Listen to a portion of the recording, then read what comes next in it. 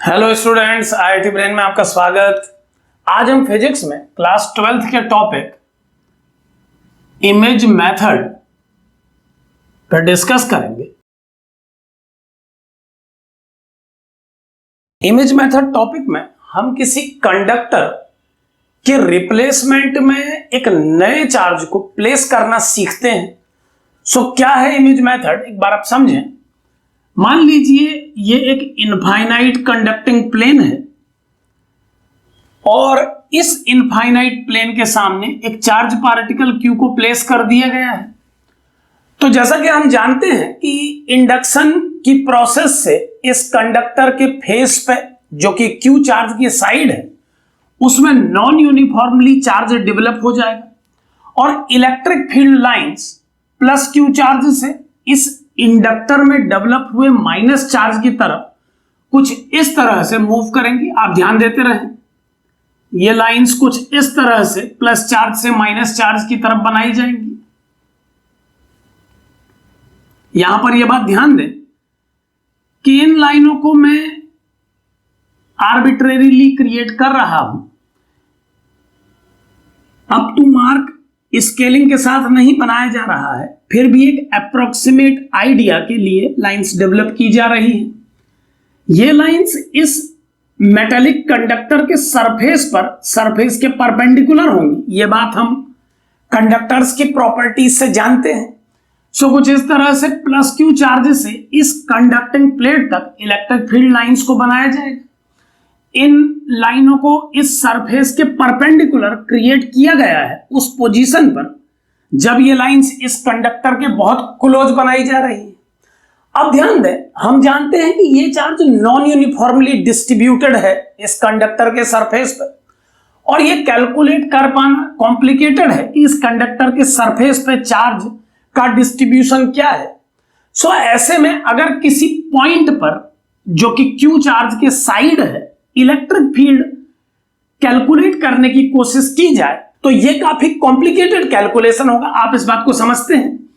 आप ये समझते हैं कि इस कंडक्टिंग प्लेट में चार्ज के नॉन यूनिफॉर्म होने के कारण किसी पॉइंट पर इस कंप्लीट प्लेट के कारण इलेक्ट्रिक फील्ड का कैलकुलेशन एक डिफिकल्ट कैलकुलेशन है।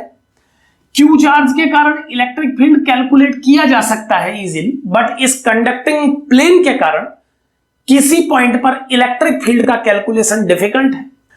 इमेज मेथड एक ऐसा मेथड है जिसमें इस तरह के कॉम्प्लिकेटेड केसेस को सॉल्व करने के लिए इस इनफाइनाइट कंडक्टिंग प्लेन को एक चार्ज से रिप्लेस कर दिया जाता है। यहां पर ध्यान दें, इसी लाइन सिस्टम, इसी इलेक्ट्रिक फील्ड पिक्चर के पैरेलल में एक पिक्चर और क्रिएट कर रहा हूं। आप ध्यान से देखें, मान लीजिए एक चार्ज Q और एक चार्ज माइनस Q को एक दूसरे से कुछ सेपरेशन पर प्लेस कर दिया गया है। यहां पर यह ध्यान दें कि इस केस में मैं किसी मेटालिक इनफाइनाइट कंडक्टिंग प्लेन की बात नहीं कर रहा हूं। इन दोनों चार्जेस के बीच में बनने वाली इलेक्ट्रिक फील्ड लाइंस को अगर हम क्रिएट करने की कोशिश करें तो वो कुछ इस तरह से क्रिएट होंगी। आप ध्यान दें, कुछ इस तरह से इन लाइंस को क्रिएट किया जाएगा प्लस चार्ज और माइनस चार्ज के बीच में। और अब अगर मैं इन दोनों चार्जेस के सिमेट्री सेंटर से पास होने वाला एक प्लेन क्रिएट करूं जो कि इन दोनों चार्जेस को ज्वाइन कराने वाली लाइन के परपेंडिकुलर हो, तो आप समझ सकते हैं कि इस प्लेन पर ये लाइंस परपेंडिकुलर मूव कर रही हैं। जैसा कि हम देख पा रहे हैं कि सिमेट्री के कारण इस प्लस चार्ज और माइनस चार्ज के बीच में बनाए गए इस प्लेन पर ये electric field lines perpendicularly fall हो रही है। और आप देख पा रहे हैं कि ये सिचुएशन और इससे पहले चार्ज और इनफाइनाइट प्लेन के बीच में बनाई गई लाइंस की जो सिचुएशन थी वो एक जैसी है। यानी आप समझ सकते हैं कि दो चार्जेस के बीच में बनने वाली इलेक्ट्रिक फील्ड लाइंस का पिक्चर Q चार्ज के साइड वही है जो इनफाइनाइट प्लेन और Q चार्ज के बीच में बनने वाली लाइंस का पिक्चर है Q चार्ज की तरफ। लेफ्ट पार्ट के लिए इन दोनों डायग्राम्स को सिमिलर कंसीडर किया जा सकता है। एक बात पर और ध्यान दें कि इसे एक इनफाइनाइट प्लेन के रूप में कंसीडर किया जा रहा है। इस प्लेन के पोटेंशियल को 0 वोल्ट होना चाहिए। यहां पर यह बात ध्यान दें कि इसे एक कंडक्टर जो कि अर्ध कर दिया गया है ऐसा माना जा सकता है, और हम जानते हैं कि अगर इसे अर्ध कर दिया गया है तो इसका पोटेंशियल 0 होना चाहिए। अब इन दोनों कंडीशंस में क्या इस इमेजिनरी प्लेन के हर पॉइंट पर पोटेंशियल 0 है, हमें यह भी चेक करना होगा। तो आप समझ सकते हैं कि अगर Q चार्ज और माइनस Q चार्ज को मिलाने वाली लाइन के परपेंडिकुलर इस प्लेन को क्रिएट किया गया है तो सिमेट्री के कारण इस प्लेन के किसी भी पॉइंट पर पोटेंशियल को 0 कंसीडर किया जा सकता है। सो इस इमेजिनरी प्लेन और इस इनफाइनाइट कंडक्टिंग प्लेन का पोटेंशियल हम इस कंडीशन और इस कंडीशन में एक जैसा देख पा रहे हैं। इसके अलावा Q चार्ज और कंडक्टिंग प्लेन के बीच में बनने वाली इलेक्ट्रिक फील्ड लाइंस और इन दोनों चार्जेस के सेंटर पे बनाए गए इस प्लेन जो कि इमेजिनरी प्लेन है और इस Q चार्ज के बीच में बनने वाली इलेक्ट्रिक लाइन का नेचर भी सिमिलर है। सो ये कहा जा सकता है कि इस चार्ज और इस इनफाइनाइट कंडक्टिंग प्लेन के बीच में किसी पॉइंट पर इलेक्ट्रिक फील्ड निकालने के लिए अगर हम इस सिस्टम को दो चार्जेस के कॉम्बिनेशन से रिप्लेस कर दें तो लेफ्ट पार्ट में यानी उस पार्ट में जिस पार्ट में चार्ज प्रेजेंट है जिसने इंडक्शन डेवलप किया है किसी भी पॉइंट पर कैलकुलेशंस किए जा सकेंगे और वो कैलकुलेशंस इस इनफाइनाइट कंडक्टिंग प्लेन और इस चार्ज पार्टिकल के कॉम्बिनेशन से बनने वाले इलेक्ट्रिक फील्ड को ही प्रेजेंट करेंगे। एक बार आप और समझें, मैं ये कहना चाहता हूं कि इस इनफाइनाइट कंडक्टिंग प्लेन में चार्ज के नॉन यूनिफॉर्मली डिस्ट्रीब्यूट होने के कारण हम किसी पॉइंट पर इलेक्ट्रिक फील्ड निकालने में कैलकुलेशन डिफिकल्टी महसूस कर रहे हैं, तो हम इस इनफाइनाइट कंडक्टिंग प्लेन के केस को एक सिंपल कैलकुलेटिव केस में चेंज करना चाहते हैं। सो इस चार्ज और इस इनफाइनाइट कंडक्टिंग प्लेन को जब हम इन दोनों चार्जेस के सिस्टम से रिप्लेस कर रहे हैं तो हम देख पा रहे हैं कि ऐसा करने से लेफ्ट रीजन के किसी भी पॉइंट पर इलेक्ट्रिक फील्ड का कैलकुलेशन सिंपल हो जाएगा। आप समझ सकते हैं कि इन दो चार्जेस के कारण किसी भी पॉइंट पर इलेक्ट्रिक फील्ड को कैलकुलेट किया जा सकता है, जबकि इसमें नॉन यूनिफॉर्म डिस्ट्रीब्यूशन होने के कारण कैलकुलेशन डिफिकल्ट है। सो इमेज मेथड में हम एक इनफाइनाइट कंडक्टिंग प्लेन और एक चार्ज के सिस्टम को रिप्लेस कर देते हैं दो चार्जेस के सिस्टम से, और इस नए सिस्टम में माइनस Q चार्ज को प्लेन की पोजीशन से उतना ही दूर प्लेस किया जाता है जितनी डिस्टेंस पर प्लस Q चार्ज को रखा जाता है इस प्लेन के एक तरफ। एक बात यहां पर और ध्यान दें कि इस तरह का चेंज करने से पहले हमने Q चार्ज और इनफाइनाइट कंडक्टिंग प्लेन के बीच में बनने वाली इलेक्ट्रिक फील्ड लाइंस और इन दोनों चार्जेस के बीच में बनने वाली इलेक्ट्रिक फील्ड लाइंस पर डिस्कशन किया है। इसके अलावा इस इनफाइनाइट कंडक्टिंग प्लेन की पोजीशन में हर पॉइंट के पोटेंशियल के 0 होने के केस को भी हमने अपने इस इमेजिनरी प्लेन के केस में वेरीफाई किया है। सो कंप्लीट सिमेट्री देखने के बाद हम ये कह सकते हैं कि इनफाइनाइट प्लेन और चार्ज के सिस्टम को अगर दो चार्जेस जिसमें एक Q और एक माइनस Q है से रिप्लेस कर दिया जाए तो इस तरह के चेंजेस के बाद भी इलेक्ट्रिक फील्ड की वैल्यू जो इस लेफ्ट रीजन में कैलकुलेट होगी वो उतनी ही होनी चाहिए जो इस पहले केस में होनी चाहिए थी। सो कैलकुलेशन सिंप्लिसिटी के लिए इमेज मेथड का हम यूज करते हैं। एक इंपॉर्टेंट पॉइंट पर और ध्यान रखें, आप देख पा रहे हैं कि राइट साइड बनने वाली इलेक्ट्रिक फील्ड लाइंस के नेचर में चेंजेस आ सकते हैं। यहां पर आप क्लियरली देख पा रहे हैं कि इस पिक्चर के राइट साइड और इस पिक्चर के राइट साइड में बनने वाली इलेक्ट्रिक फील्ड लाइंस का नेचर डिफरेंट है। यानी इस तरह के कैलकुलेशन से आप केवल उस साइड ही आउटकम निकाल सकते हैं जिस साइड Q चार्ज जो कि इंडक्शन डेवलप कर रहा है प्रेजेंट है। लेफ्ट साइड के किसी भी कैलकुलेशन के लिए यह मेथड एक अच्छे मेथड का रोल प्ले करेगी, लेकिन आप इस मेथड का यूज करके राइट साइड में किसी पॉइंट पर इलेक्ट्रिक फील्ड कैलकुलेट करने की कोशिश न करें। इस तरह की मेथड को इमेज मेथड को केवल उस साइड यूज किया जा सकता है जिस साइड वो चार्ज प्रेजेंट होता है जो इस इनफाइनाइट मेटालिक प्लेट में इंडक्शन डेवलप कर रहा है। सेकेंड साइड के किसी भी कैलकुलेशन के लिए यह मेथड वर्क नहीं करेगी। सो आप ये कैलकुलेशन केवल चार्ज की साइड ही करें। इस तरह के कैलकुलेशन से केवल चार्ज की साइड ही आप कैलकुलेशन कर पाएंगे। सो इमेज मेथड हमें यह बताती है कि आप एक इनफाइनाइट कंडक्टिंग प्लेन को दो चार्जेस के सिस्टम से चेंज कर सकते हैं। एक बात पे और ध्यान दें, अगर किसी मेटालिक स्फीयर के लिए इमेज मेथड का यूज किया जाए तो किस तरह का सिचुएशन डेवलप होगा, एक बार हम उस पर डिस्कस करेंगे। ध्यान दें आप इस पे, मैं ये सब यहां से हटा रहा हूं, इस पर हम डिस्कशन कर चुके हैं।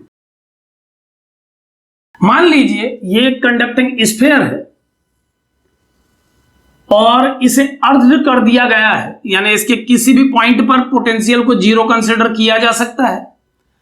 इस इनफाइनाइट कंडक्टिंग स्फीयर के सेंटर से ए डिस्टेंस पर एक चार्ज पार्टिकल Q को प्रेजेंट कर दिया गया है आउटसाइड किसी पॉइंट पर। आप ये जानते हैं कि इस चार्ज की प्रेजेंस से इस कंडक्टर के आउटर सरफेस पर चार्ज डेवलप होगा, लेकिन इनर सरफेस पर किसी प्रकार का कोई चार्ज डेवलप नहीं होगा। सो अगर हमें आउटर रीजन के किसी पॉइंट पर इलेक्ट्रिक फील्ड कैलकुलेशंस करने हो इस कंडक्टिंग स्फीयर के चार्ज और इस चार्ज Q के कारण, तो आप समझ सकते हैं कि कैलकुलेशन के पॉइंट से ये एक डिफिकल्ट प्रॉब्लम होगी, ये कैलकुलेट कर पाना डिफिकल्ट होगा।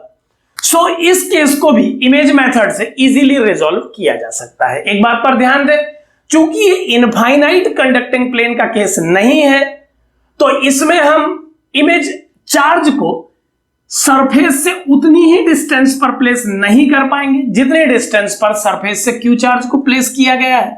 आप ये समझते हैं कि इनफाइनाइट कंडक्टिंग प्लेन के केस में हम चार्ज को प्लेन के दूसरी ओर उतनी ही डिस्टेंस पर प्लेस करते हैं जितने डिस्टेंस पर चार्ज खुद प्लेस होता है, लेकिन इस केस में चूंकि सरफेस स्फेरिकल है तो हमें पहले ये कैलकुलेट करना होगा कि इसके इमेज चार्ज को कहां पर प्लेस किया जाए।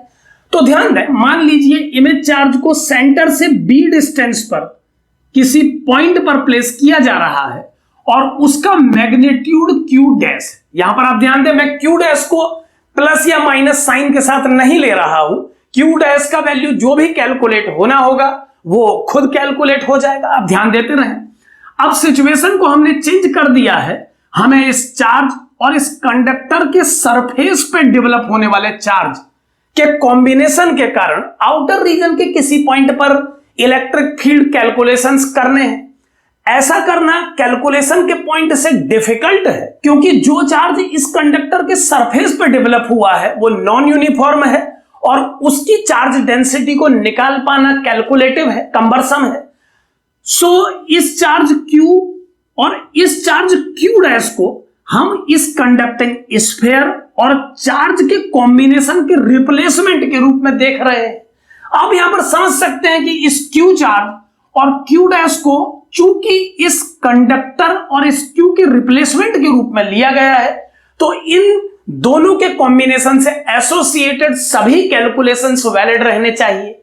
आप ये समझ सकते हैं कि पिछले केस में जब हमने एक इनफाइनाइट कंडक्टिंग प्लेन को रिप्लेस करके एक चार्ज और प्लेन के प्लेस पे दो चार्जेस का कॉम्बिनेशन लिया था, तो भी हमने दोनों चार्जेस के सेंटर में बनाए गए प्लेन के किसी भी पॉइंट पर पोटेंशियल को जीरो कैलकुलेट किया था। हमने ये देखा था कि ऐसा करने से जो आउटकम प्रीवियस केस में थे उनमें किसी प्रकार का चेंज नहीं आया है। ठीक उसी प्रकार अगर आप इस कंडक्टिंग स्फीयर को जो कि अर्ध है रिप्लेस कर रहे हैं किसी चार्ज Q डैश से, तो इस कंडक्टर के किसी भी पॉइंट पर चूंकि पोटेंशियल पहले जीरो था, तो इस चार्ज को रखने के बाद भी, इस कंडक्टर को रिप्लेस करने के बाद भी इस कंडक्टिंग सरफेस के किसी पॉइंट पर सिमिलर पोटेंशियल्स होने चाहिए।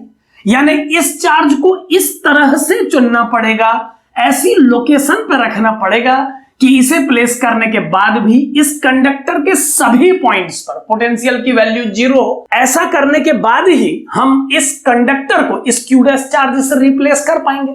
सो अगर मैं इस कंडक्टर के सभी पॉइंट्स पर पोटेंशियल को जीरो करूं और कैलकुलेशन सिंप्लिसिटी के लिए इस कंडक्टर के कुछ पॉइंट कंसीडर करूं जहां कैलकुलेशन इजी है, तो मैं पिक करना चाहूंगा इस टर्मिनल A और इसके अपोजिट टर्मिनल B को। आप यहां देख पा रहे हैं कि ये दो पॉइंट कैलकुलेशन के पॉइंट से सिंपल पॉइंट्स हैं। इन पोजीशंस पर डिस्टेंसेस को इजीली कैलकुलेट किया जा सकता है। सो अगर ए पॉइंट पर नेट पोटेंशियल कैलकुलेट करने की कोशिश की जाए इस Q और Q डैश के कारण, तो क्या आउटकम आएगा एक बार आप देखें। ए पॉइंट पर नेट पोटेंशियल की वैल्यू होगी KQ अपॉन, आप देख पा रहे हैं कि सेंटर पॉइंट से इस चार्ज Q तक का डिस्टेंस A हमने कंसिडर किया है। सो ऐसे में अगर मैं इस कंडक्टर का रेडियस R मानूं तो हम डिस्टेंस को लिख पाएंगे A minus R plus Q dash के कारण हम लिख पाएंगे KQ dash upon R minus B। यानी कुछ इस तरह से पोटेंशियल को लिखा जाएगा दोनों चार्जेस के कारण A पॉइंट पर। और चूंकि हम जानते हैं कि A पॉइंट पर पोटेंशियल प्रीवियस कंडीशन में जब आप कंडक्टर और चार्ज Q को ले रहे थे जीरो था, सो इस सेकंड केस में भी इसे जीरो ही रहना चाहिए। सो कुछ इस तरह की इक्वेशन हमें मिलेगी A पॉइंट के लिए। और अब अगर कैलकुलेशन किए जाए B पॉइंट पर, तो B पॉइंट पर पोटेंशियल का वैल्यू इन दोनों चार्जेस के कारण आना चाहिए KQ upon R plus A। आप देख पा रहे हैं कि ये डिस्टेंस R है और ये A, तो total distance R plus A होनी चाहिए, प्लस KQ डैश अपॉन, इस चार्ज से यहां तक के डिस्टेंस को लिखा जा सकता है R प्लस B। सो मैं इसे R प्लस B नोट कर रहा हूं, लेकिन चूंकि हमें केस को सिमिलर बनाए रखना है तो मैं इन पोटेंशियल्स को जीरो से कंपेयर करूंगा। आप ये समझ सकते हैं। कुछ इस तरह से दो इक्वेशंस मुझे मिली हैं। एक बात पर ध्यान दें कि इन दोनों चार्जेस के कारण जब A और B पर पोटेंशियल को लिखा गया है तो इनफाइनाइट को एक रेफरेंस पॉइंट की तरह माना गया है। इनफाइनाइट के पोटेंशियल को जीरो कंसीडर करते हुए ये पोटेंशियल A और B के लिए लिखे गए हैं। अब इन दोनों पोटेंशियल्स को जीरो से कंपेयर करके जो इक्वेशंस बनी मैं उन्हें सॉल्व कर रहा हूं। आप ध्यान से देखें, पहली इक्वेशन से मुझे मिलेगा Q upon A minus R equal to minus Q dash upon R minus B, और दूसरी इक्वेशन से मुझे मिलेगा Q अपॉन R plus A equal to minus Q dash upon R plus B। यानी कुछ इस तरह से दो इक्वेशंस हमें मिलेंगी। और अब अगर हम इन दोनों इक्वेशंस को डिवाइड करें तो इन्हें डिवाइड करने पर ये Q कैंसिल हो जाएंगे और जो इक्वेशन हमें मिलेगी आप उस पर नजर बनाए रखें, ये होगी R plus A upon A minus R equal to R plus B upon R minus B। यानी कुछ इस तरह से एक आउटकम इक्वेशन आपको मिलेगी जब आप इन दोनों को डिवाइड करेंगे। और अब अगर मैं इसे सॉल्व करूं तो ये बन जाएगा R plus A into R minus B equal to R plus B into A minus R। और इसे सॉल्व करने पर यह बनेगा R square plus R square plus AR minus RB minus AB equal to RA minus R square plus BA minus BR। और इसे solve करने पर क्या आउटकम आएगा एक बार आप ध्यान देते रहें। यहां पर आप देखें ये टर्म कैंसिल हो जाएगा, ये RB का टर्म कैंसिल हो जाएगा और फाइनली हमें मिलेगा 2R square equal to 2AB, यानी R square equal to AB। और फाइनली जो वैल्यू आएगा B का वो होगा R स्क्वायर अपॉन A। यानी अगर एक चार्ज पार्टिकल आउटसाइड सेंटर से A डिस्टेंस पर रखा गया है तो इस कंडक्टर और इस चार्ज को रिप्लेस किया जा सकता है एक चार्ज Q डैश से, जिसे होना चाहिए सेंटर से R square by A distance पर इनसाइड। और अब अगर मैं इस B की वैल्यू को इस इक्वेशन में अप्लाई करूं, इन दोनों में से किसी भी इक्वेशन पे अप्लाई किया जा सकता है, मैं फर्स्ट में अप्लाई कर रहा हूं, तो जो वैल्यू Q डैश का मुझे मिलेगा एक बार आप उस कैलकुलेशन को देखें, वो होगा Q dash equal to minus Q into R minus B upon A minus R। और ये बनेगा minus Q R minus R square upon A minus R। और सॉल्व करने पर ये बन जाएगा माइनस Q, R कॉमन लेने पर ये बन जाएगा 1 minus R upon A minus R। यानी कुछ इस तरह का आउटकम हमें मिलेगा। और अब अगर मैं इसको एलसीएम लेके थोड़ा सा और सॉल्व करूं तो फाइनली मुझे जो वैल्यू Q डैश की मिलेगी उसे देखें आप, वो होगी Q dash equal to minus QR a minus R upon A into A minus R. A minus R को कैंसिल करने के बाद जो क्यू डैश का फाइनल वैल्यू हमें मिला है वो है minus Q R upon A, यानी minus Q R upon A इतना चार्ज इस पोजीशन पर प्लेस होना चाहिए, minus Q R upon A, यानी इतने चार्ज को अगर आप प्लेस कर दें इस स्फीयर के इनसाइड सेंटर से बी डिस्टेंस पे, तो इस चार्ज और इस चार्ज के कॉम्बिनेशन को इस कंडक्टिंग स्फीयर और इस चार्ज के रिप्लेसमेंट के रूप में कंसीडर किया जा सकता है। यहां पर आप ध्यान दें Q एक नेगेटिव चार्ज है अगर, तो इसके इमेज के रूप में इस स्फीयर के अंदर आप एक पॉजिटिव चार्ज कंसीडर करेंगे, और अगर Q पॉजिटिव चार्ज है तो इसके इमेज के रूप में आपको एक नेगेटिव चार्ज मिलेगा। सो कुछ इस मैग्नीट्यूड का चार्ज अगर प्लेस किया जाए इनसाइड सेंटर से R square by A distance पे, तो अब आप इन दोनों चार्जेस के कारण इलेक्ट्रिक फील्ड को आउटर रीजन के किसी भी पॉइंट पर कैलकुलेट कर पाएंगे। यहां पर आप ध्यान दें,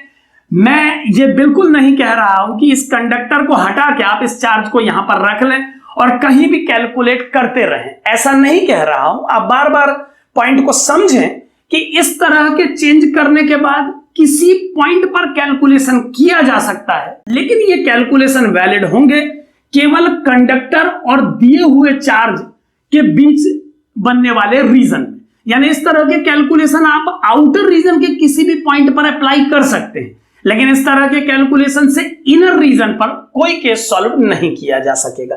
आप ये समझ सकते हैं कि अगर Q और Q डैश चार्ज के कारण इनसाइड किसी पॉइंट पर इलेक्ट्रिक फील्ड कैलकुलेट करने की कोशिश की जाए तो हमें एक इलेक्ट्रिक फील्ड की वैल्यू मिलेगी, लेकिन हम जानते हैं कि किसी कंडक्टर के इनसाइड रीजन पर इलेक्ट्रिक फील्ड की वैल्यू 0 होनी चाहिए। सो इस कंडक्टर के इनसाइड रीजन पर ये कैलकुलेशन वैलिड नहीं होंगे।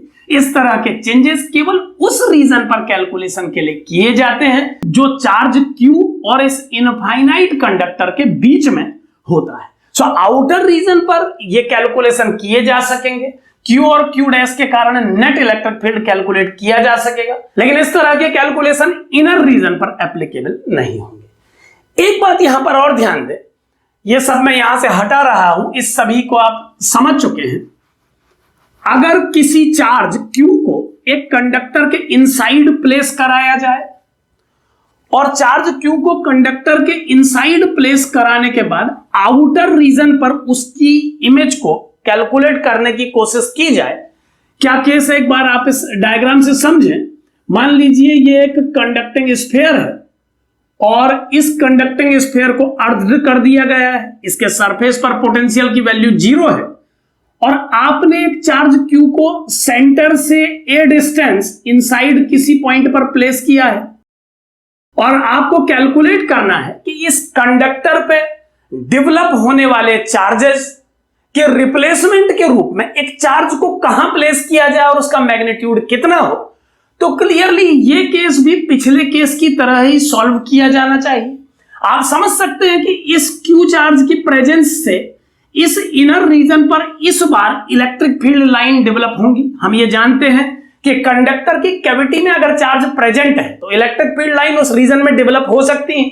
हम ये भी जानते हैं कि इस चार्ज की पोजीशन अनसिमेट्रिकल होने के कारण इस कंडक्टर के इनर फेस पे चार्ज नॉन यूनिफॉर्मली डेवलप होगा। आप ये समझ सकते हैं कि Q चार्ज के इक्विवेलेंट माइनस Q चार्ज इस कंडक्टर के इनर फेस पे डेवलप होगा, लेकिन उसका डिस्ट्रीब्यूशन इस सरफेस पे नॉन यूनिफॉर्म होगा। सो इस केस में भी अगर आप इस कंडक्टिंग स्फीयर और इस चार्ज के कारण किसी पॉइंट पर इलेक्ट्रिक फील्ड कैलकुलेट करना चाहें इनर रीजन में, तो ये काफी कॉम्प्लिकेटेड होगा। इसके कॉम्प्लिकेशन की वजह आप जानते हैं कि इस कंडक्टर के इनर सरफेस पर जो चार्जेस डेवलप हो रहे हैं वो यूनिफॉर्म नहीं है। हम इस चार्ज डिस्ट्रीब्यूशन के कारण किसी पॉइंट पर इलेक्ट्रिक फील्ड को कैलकुलेट नहीं कर पाएंगे, कैलकुलेशन काफी कम्बरसम होंगे। सो हमें इस चार्ज और इस कंडक्टिंग स्फीयर के केस को दो चार्जेस के कॉम्बिनेशन से रिप्लेस करना होगा, जैसा कि हमने इससे पिछले केस में किया था। सो मान लीजिए सेंटर से बी डिस्टेंस पर एक चार्ज पार्टिकल Q डैश को आउटसाइड किसी पॉइंट पर प्लेस कर दिया गया है। अब इस कंडक्टिंग स्फीयर और इस चार्ज Q के कॉम्बिनेशन को Q और Q डैश चार्जेस के कॉम्बिनेशन से रिप्लेस कर दिया गया है।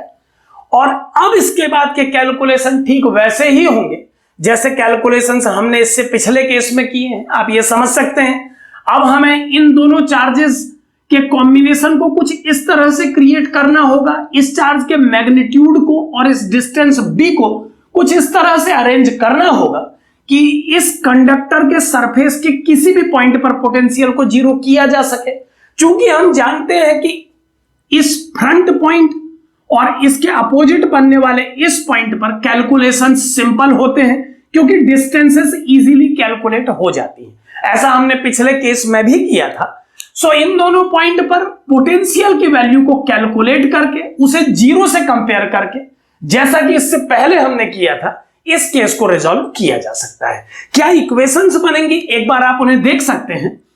ए पॉइंट पर जो नेट पोटेंशियल इन दोनों चार्जेस के कारण बनेगा, यहां पर आप ये ध्यान देते रहे कि ये दोनों चार्जेस इस चार्ज और इस कंडक्टिंग स्फीयर के इक्विवेलेंट सिस्टम के रूप में यहां पर लिए गए हैं। जब आप इन दोनों चार्जेस को ले रहे हैं तो आप ये मान के चल रहे हैं कि आपने इस कंडक्टिंग स्फीयर को इस Q डैश चार्ज से रिप्लेस कर दिया है। सो इस Q और Q डैश के कारण VA का वैल्यू क्या निकलेगा एक बार आप इसे देखें। ये होगा KQ अपॉन सेंटर से इस डिस्टेंस को A माना गया है। सो अगर रेडियस को R माना जाए तो इस डिस्टेंस को R माइनस A कहा जा सकता है। और ऐसे ही आउटर चार्ज Q डैश के कारण लिखा जा सकता है KQ dash upon B minus R। ये डिस्टेंस B और ये डिस्टेंस R होने के कारण हम इसे B माइनस R लिख रहे हैं और हम इसे जीरो से कंपेयर कर रहे हैं क्योंकि हम जानते हैं कि इस कंडक्टर के सरफेस पर पोटेंशियल को जीरो होना चाहिए। ठीक इसी प्रकार B पॉइंट पर अगर हम कैलकुलेशन करें तो B पॉइंट पर पोटेंशियल का वैल्यू लिख पाएंगे KQ upon R plus A plus KQ dash upon R plus B, और इसे भी जीरो से इक्वेट किया जा सकता है क्योंकि हम इक्विवेलेंस बनाने की कोशिश कर रहे हैं। अब यहां पर ध्यान दें कि ये दो इक्वेशंस जो हमने यहां पर लिखी हैं, इनमें पहली इक्वेशन और इस केस में बनाई गई पहली इक्वेशन रिजेंबल करती हैं। आप ध्यान से देखें R माइनस A और B माइनस R दोनों ही टर्म A माइनस R और R माइनस B से एक माइनस को कॉमन लेके लिखे जा सकते हैं। यानी अगर एक माइनस कॉमन ले लिया जाए तो ये केस इस केस की तरह ही हो जाएगा और उस माइनस को जीरो से मल्टीप्लाई करके इसे जीरो बनाया जा सकता है। इट मींस इन दोनों इक्वेशंस में कोई डिफरेंस नहीं है। अब आते हैं दूसरी इक्वेशन पे, तो ध्यान दें इस सेकंड इक्वेशन को आप बिल्कुल एक साथ देख पा रहे हैं। तो यहां पर डिस्कशन खत्म हो जाता है कि जब दोनों इक्वेशंस जिससे आगे आउटकम निकाले जाने हैं एक जैसी ही आ रही हैं, दोनों इक्वेशन वैसी ही दिख रही हैं जैसी पिछले केस में दिखी थी जब चार्ज आउटसाइड और उसका इमेज इनसाइड था, तो डेफिनेटली कैलकुलेशन से आने वाले आउटकम वैसे ही मिलेंगे जैसे पहले मिले थे। सो बिना कैलकुलेशन के मैं वही आउटकम फिर से लिख रहा हूं जो पिछले केस में कैलकुलेट हुए थे।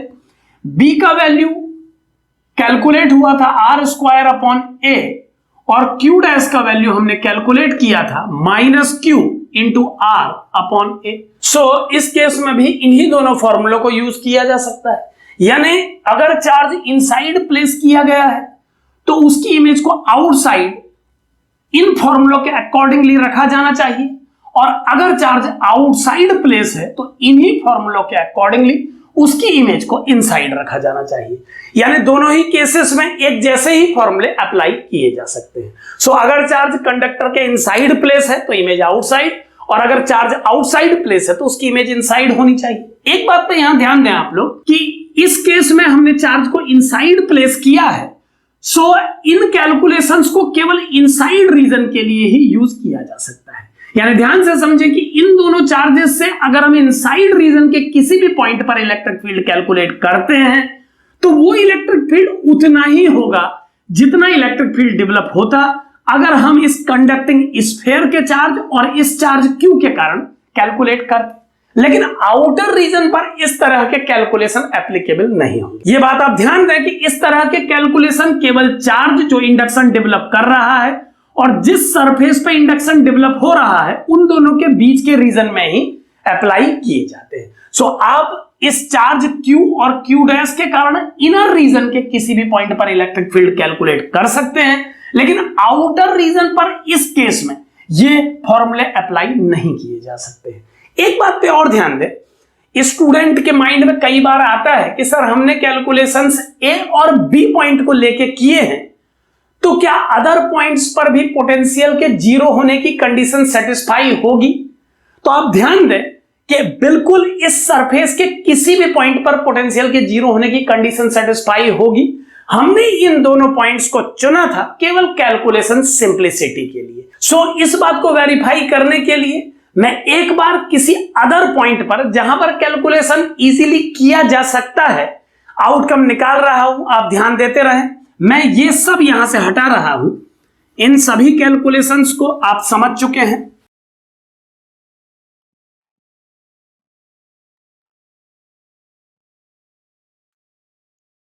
अब ध्यान दें, अगर मैं इस AB लाइन के परपेंडिकुलर एक लाइन ड्रॉ करूं तो इस पॉइंट C पर अगर हम कैलकुलेट करने की कोशिश करें तो ध्यान दें कि पाइथागोरस का यूज करके हम C तक की डिस्टेंसेस को कैलकुलेट कर पाएंगे। सो C पर क्या पोटेंशियल की वैल्यू मिलेगी, एक बार ध्यान दें, ये होगी VC equal to KQ dash upon इस डिस्टेंस को B कंसीडर किया गया है और इसे रेडियस R माना गया है। सो मैं इसे B square plus R square under root लिख रहा हूं और इस Q चार्ज से C तक की डिस्टेंस को यूज करके दूसरा पोटेंशियल होगा KQ upon R square plus A square under root. यहां पर आप ध्यान दें कि इनफाइनाइट के पोटेंशियल को जीरो मानते हुए इन दोनों चार्जेस के कारण इस पॉइंट C पर पोटेंशियल लिखे गए हैं।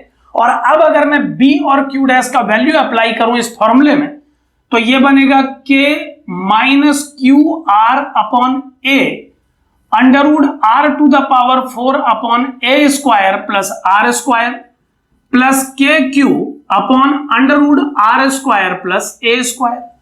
और अब अगर इसे आगे बढ़ाया जाए तो ये क्या बनेगा, देखें, VC equal to minus KQR upon A और इन दोनों टर्म से अगर R को कॉमन ले लिया जाए तो ये होगा under root R square upon A square plus 1 और सेकेंड टर्म होगा plus KQ upon under root R square plus A square. और अब अगर एलसीएम लेके इसे मैं अरेंज करूं तो आप ध्यान देते रहें, ये बनेगा plus A square upon A square. कुछ इस तरह का आउटकम हमें मिलेगा कैलकुलेशन के बाद। और थोड़ा मैं इसे सिंप्लीफाई कर रहा हूं, आप ध्यान देते रहें, ये A और ये A स्क्वायर कैंसिल हो जाएंगे क्योंकि आउटसाइड ये भी A ही होना चाहिए। सो VC का वैल्यू हमें मिला है minus KQ upon under root R square plus A square, इसे कैंसिल कर दिया गया है, plus KQ upon under root R square plus A square. और फाइनली आप देख पा रहे हैं कि ये वैल्यू जीरो के ही इक्विवेलेंट है। तो समझने की कोशिश करें कि किसी भी पॉइंट पर यह वैलिड होगा। केवल कैलकुलेशंस का सिंपल पिक्चर आपके सामने रखने के लिए इन दो पॉइंट A और B को चुना जा रहा है। इस थर्ड पॉइंट पर पोटेंशियल को कैलकुलेट किया गया ताकि आप यह समझ सकें कि यह अदर पॉइंट्स पर भी वैलिड है। किसी आर्बिट्रेरी पॉइंट पर भी यह वैलिड होगा, लेकिन आप समझ सकते हैं कि अदर पॉइंट्स पर कैलकुलेशन में थीटा इन्वॉल्व होगा, अदर टर्म इन्वॉल्व होंगे, उन्हें भी आप किसी आर्बिट्रेरी थीटा के लिए चेक करना चाहें तो कर सकते हैं। सो इस तरह से आप एक इनफाइनाइट कंडक्टिंग प्लेन और एक कंडक्टिंग स्फीयर यानी कंडक्टर से जुड़े हुए सभी केसेस को जो कि अर्धद हैं रिजॉल्व कर सकते हैं, क्योंकि हम जानते हैं कि नॉन यूनिफॉर्म डिस्ट्रीब्यूशन के केस में कंडक्टर के कारण किसी पॉइंट पर इलेक्ट्रिक फील्ड कैलकुलेट कर पाना मुश्किल है। यह कैलकुलेशन के पॉइंट ऑफ व्यू से डिफिकल्ट है। सो हम एक इनफाइनाइट कंडक्टर को रिप्लेस कर लेते हैं एक इमेज चार्ज से और फिर उन दोनों चार्जेस के सिस्टम को एक जैसा बनाने के लिए उस चार्ज की वैल्यू को डिफाइन करते हैं। यहां पर आप देख पा रहे हैं कि इनफाइनाइट कंडक्टिंग प्लेन के केस में वो चार्ज एक्चुअल चार्ज के मैग्नीट्यूड के इक्वल ही मैग्नीट्यूड वाला चार्ज था विद अपोजिट साइन, और एक स्फेरिकल केस में यही charge minus Q R upon A से दिया जा रहा है। सो मैग्नीट्यूड दोनों केसेस में डिफरेंट है, दोनों चार्जेस दोनों केसेस में अपोजिट नेचर के ही देखे जा रहे हैं और पोजीशन की अगर बात की जाए तो इनफाइनाइट कंडक्टिंग प्लेन के केस में जितनी डिस्टेंस पर चार्ज को रखा जाता है प्लेन से, उतनी ही डिस्टेंस पे इमेज चार्ज को भी रखा जाता है।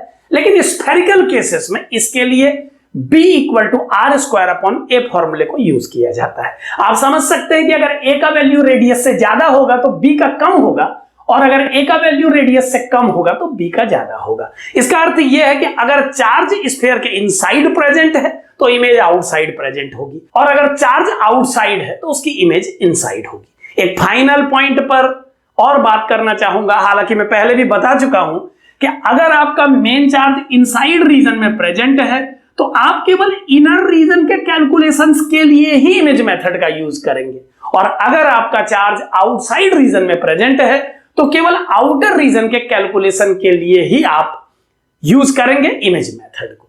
इमेज मेथड का यूज करके आप कंडक्टर के नॉन यूनिफॉर्म डिस्ट्रीब्यूशन को दो चार्जेस के कॉम्बिनेशन में चेंज कर लेते हैं। किसी इनफाइनाइट कंडक्टिंग प्लेन पर अगर चार्ज नॉन यूनिफॉर्मली डिस्ट्रीब्यूटेड है या किसी कंडक्टिंग स्फीयर के सरफेस पे ये नॉन यूनिफॉर्मली डिस्ट्रीब्यूटेड है, आप समझ सकते हैं कि दोनों ही केस काफी कम्बरसम है।